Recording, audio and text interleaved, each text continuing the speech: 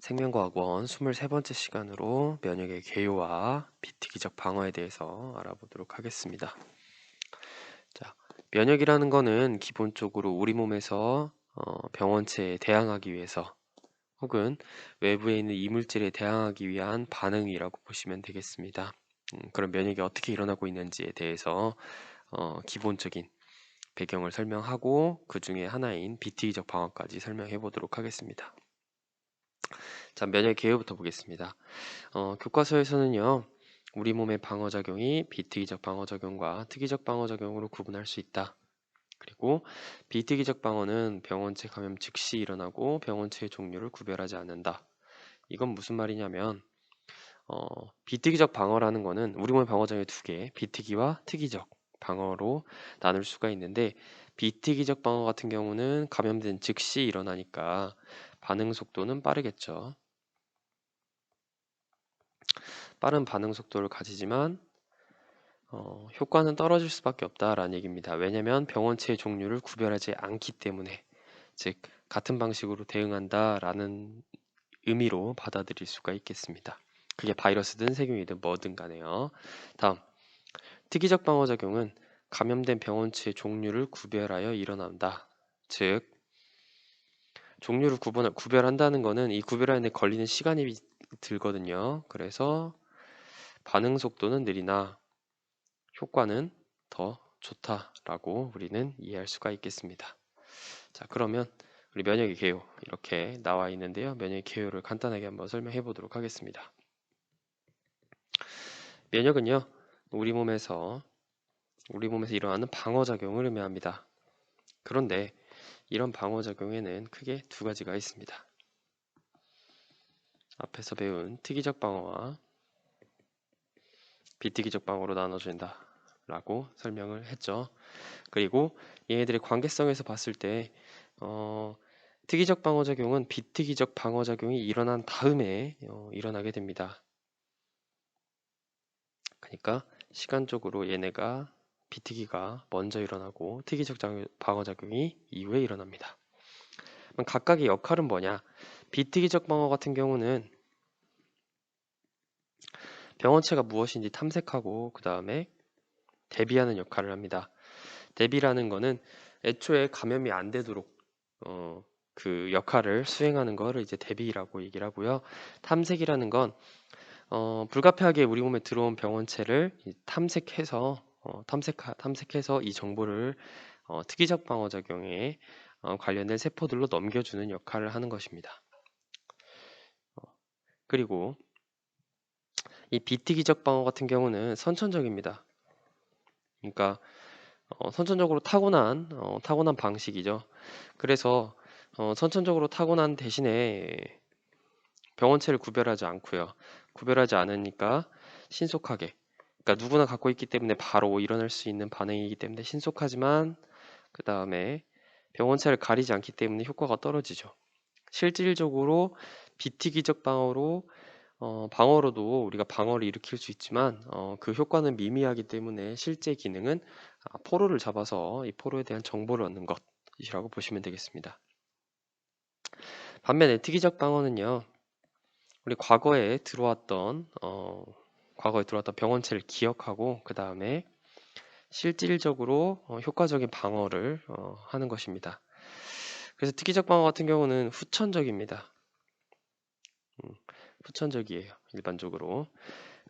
왜냐면은 비특이적 방어에서 얻은 정보를 바탕으로 만들어지기 때문에 후천적인 방어작용이라고 볼 수 있겠습니다. 얘들은 효과적으로 대응하기 위해서 병원체가 무엇인지 구별하고 대신에 느립니다. 신속하지 않고 대신에 효과는 매우 좋다라고 여러분이 이해하시면 뒤에 나오는 특이적 방어작용도 쉽게 이해할 수 있을 것입니다. 자, 그럼 비특이적 방어작용에 대해서 알아보도록 하겠습니다. 비특이적 방어작용은 물리적 화학적 장벽과 염증을 통해 병원체의 침입을 억제하는 작용이다. 그러니까 비특이적 방어작용 자체는 아까 말씀드렸죠. 대비라고요. 대비와 탐색이라고요. 네. 그래서 여기서 설명하는 비특이적 방어가 두 가지가 있는데요.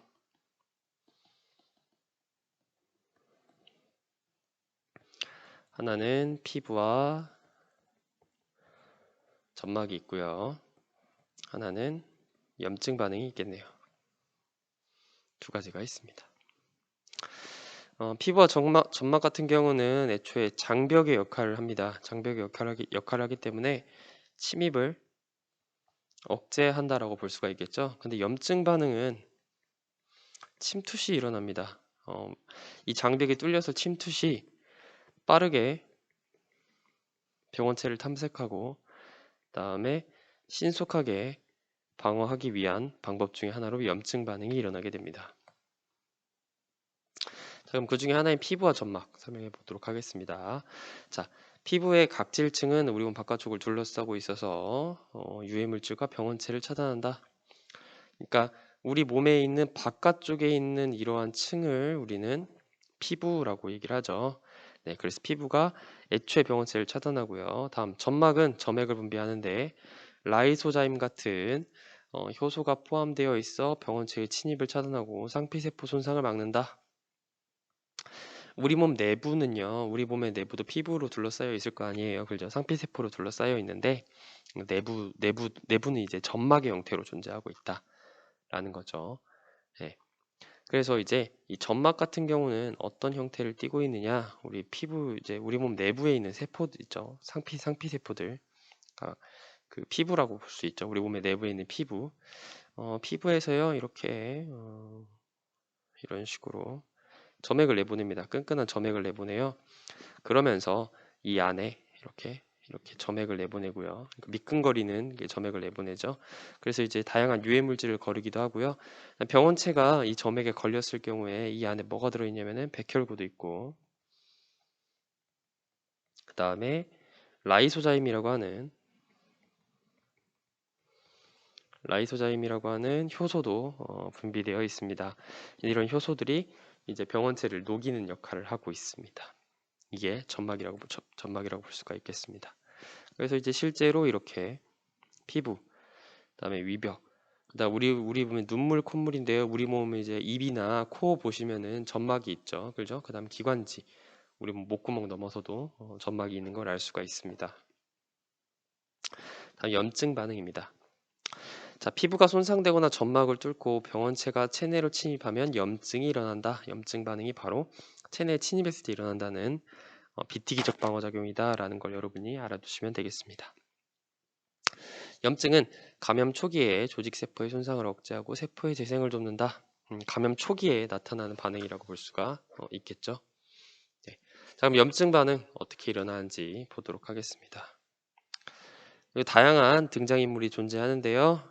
네, 등장인물과 유발 사건에 대해서 먼저 알아보고 내용을 읽어보도록 하겠습니다. 자, 염증 반응의 유발 사건은요, 병원체의 체내 침입입니다.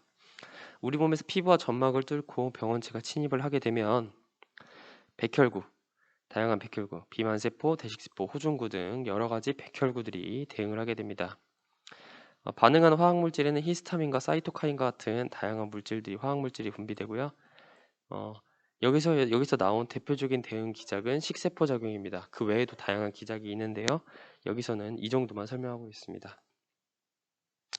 자, 그러면 염증 반응 한번 설명해 보도록 하겠습니다. 병원체가 체내로 침입하면 유발 사건이죠. 손상된 조직에 비만세포에서 히스타민을 분비한다. 비만세포라고 하는 백혈구의 일종인데요. 백혈구의 일종인 비만세포가 히스타민이라는 물질을 분비합니다. 네, 이 히스타민은 혈관을 확장시키고 혈관벽의 투과성을 증가시킨다. 네, 증가시킨다. 그러니까 히스타민이라는 물질이요, 분비가 되면은 혈관이 확장돼요. 그러면 혈류량이 증가하겠죠. 그죠? 네. 히스타민이 혈관이 확장된다. 그러면은 혈류량이 증가하는구나. 플러스 혈관벽의 투과성이 증가하니까 백혈구와 같은 백혈구의 투과도도 증가하게 되죠. 그러니까 혈관벽에 있는 세포와 세포 사이 간격이 넓어지면서 그 세포 사이를 뚫고 백혈구가 쉽게 왔다 갔다 할 수 있다라는 건 얘기입니다. 자, 그래서 백혈구가 손상 조직으로 이동하는 걸 돕는다.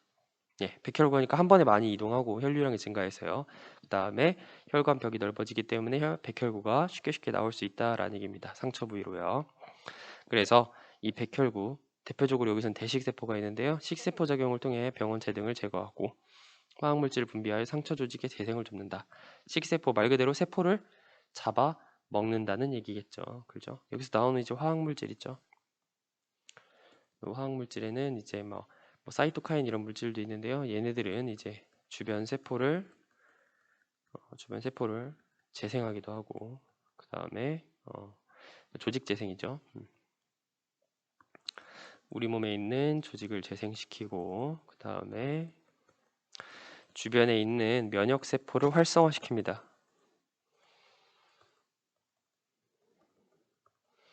뭐 그렇게 엄청나게 막 다양한 기능이 있지만 대표적으로 이런 기능이 있다는 거.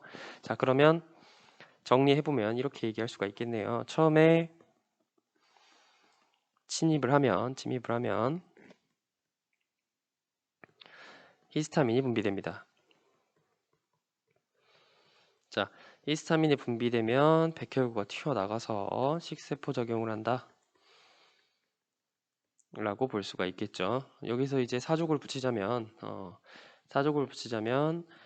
비만 세포가 히스타민을 분비하고요. 히스타민을 분비하게 되면 무슨 일이 일어나느냐? 첫 번째로 혈관이 확장돼서 혈류량이 증가하게 되겠죠. 그 다음에 혈관벽에 투과성이 올라가면서 백혈구의 이동이 더 쉬워지겠죠. 그러면서 식세포 작용이 일어나는데 식세포 작용은 주로 여러 백혈구 중에 대식세포가 합니다. 대식세포 식세포 작용에 의해서 우리가 알고 있는 이 병원체들 있죠. 이 침입한 병원체를 포획하게 돼요. 식세포 작용으로요. 그러면서 탐색이 가능해집니다. 이후 이제 이 과정을 거쳐서 알겠죠? 이 탐색 과정을 거치는데요. 이 탐색 과정을 통해서 얻은 정보는 항원 제시라는 방식으로 정보를 넘겨주게 됩니다. 다음에 특이적 방어에서 해당 내용이 나오니까 이런 식으로 하는구나 라는 것만, 염증 반응이 이런 식으로 일어나는구나 라는 것만 기억하시면 되겠습니다. 자, 그래서 교과서에는 이렇게 이제 그림 형태로 나와 있죠. 네. 자, 상처 부위에서 비만 세포와 대식 세포가 화학물질을 분비한다 라고 되어 있죠. 이 화학물질이라는 것이 아까 말씀드린 대로 사이토카인이나 그러니까 주변 조직을 재생하고 주변 면역세포를 활성화시키는 사이토카인도 있고요. 그 다음에 혈관벽을 확장하고 그 다음에 혈관을 확장시키고 혈관의 투과성을 높이는 히스타민 같은 것도 다양한 물질들입니다. 자, 그 다음에 모세혈관이 확장되어 혈류량이 증가하고 투과성이 증가하여 백혈구 상처 부위로 모여들면서 식세포 작용을 통해 병원체들이 제거되고 상처가 아물게 된다라는 거 이해하시면 되겠습니다. 자, 염증 반응 같은 경우는요, 여러분이 알다시피 병원체의 종류와 관계가 없습니다. 관계가 없이요, 늘 같은 방식으로 일어납니다. 그게 예를 들어 바이러스든 세균이든 곰팡이든 원생생물이든 관계가 없어요. 늘 같은 방식으로 일어납니다. 그러니까 방식이 정해져 있으니까 대신에 신속하게 반응을 할 수가 있겠죠. 네.